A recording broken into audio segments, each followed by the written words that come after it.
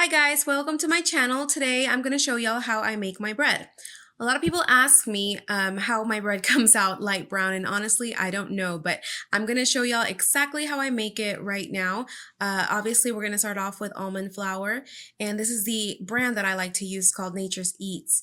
We're going to be using 2.5 cups of this almond flour. So I'll show y'all what that looks like right here.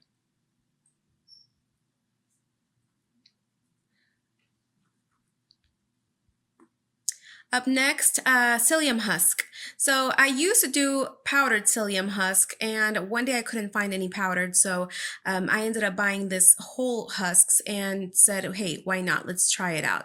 So the brand is Yerba Prima, and it is a whole husk. You can ground these or just use them as is. I just use them the way that they come in like that, and it's worked fine for me so far, but you can definitely ground them if you'd like.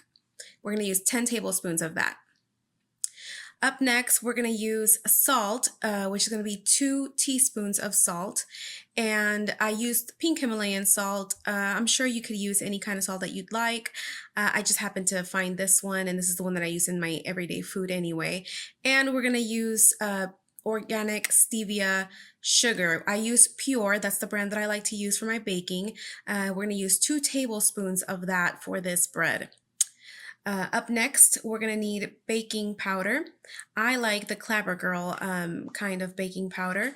That's just the brand that I grabbed first, and since it's a whole tub, it lasts me for a while. So we're going to need 2 teaspoons of that baking powder.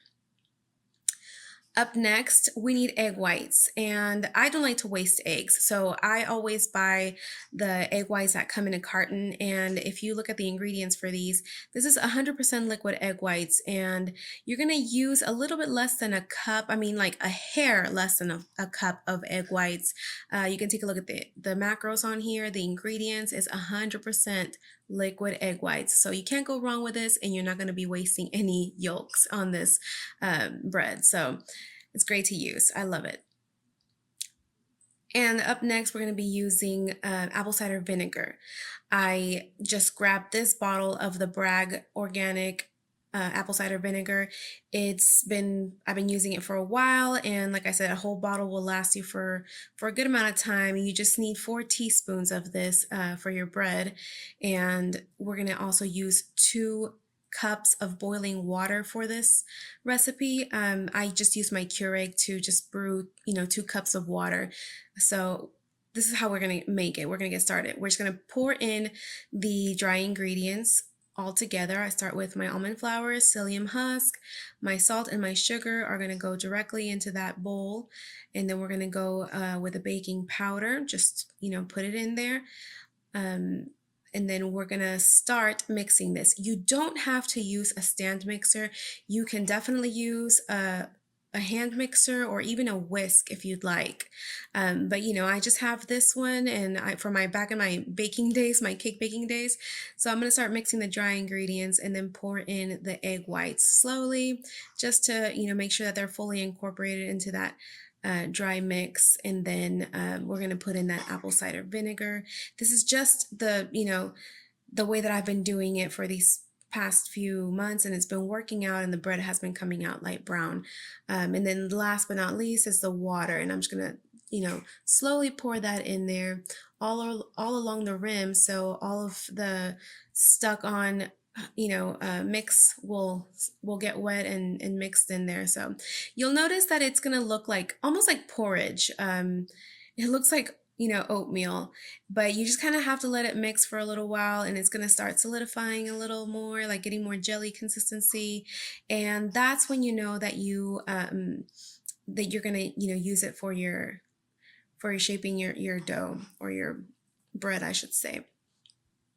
So we're going to put that aside right now, and usually I will weigh that dough, and it gives me about an average of 90 grams. So I just roughed it out this time. I didn't weigh it beforehand, but I weighed out about 90 to 94 grams of dough, and you want to make sure to get your hands wet before you start molding this. Otherwise, it'll stick to your hands. But you just kind of roll it in your hands, and you're gonna plop it down and shape it the way that you want to have it. I like my rolls a little flatter because I use them mainly for sandwiches, but you can have them scoop them up in a little ball or however you'd like.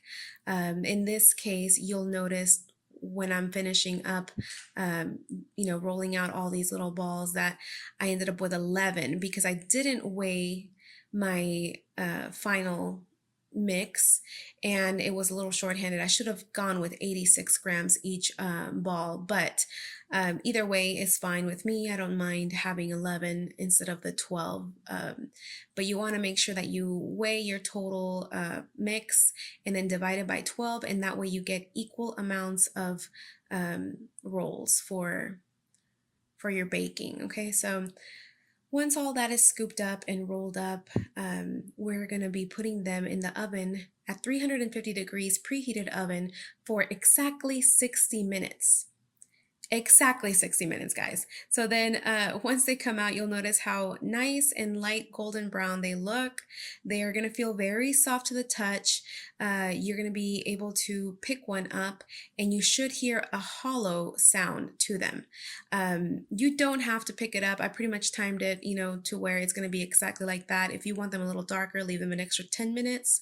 But that's pretty much it. So I hope that you guys like this. To store these, you're going to want to just get a plastic bag once they're cooled down. You want to make sure you don't cut into them until they're cooled down, actually, so that way they can look pretty on the inside like this. And once they're cooled down, put them in a plastic bag and you can store them in the refrigerator. I'm not exactly sure how long they last because in my home they do not last for more than a week. So that was it, guys. I hope you guys like this video. Don't forget to subscribe and like and comment if you have any questions. Until next time, thank you for watching. Bye.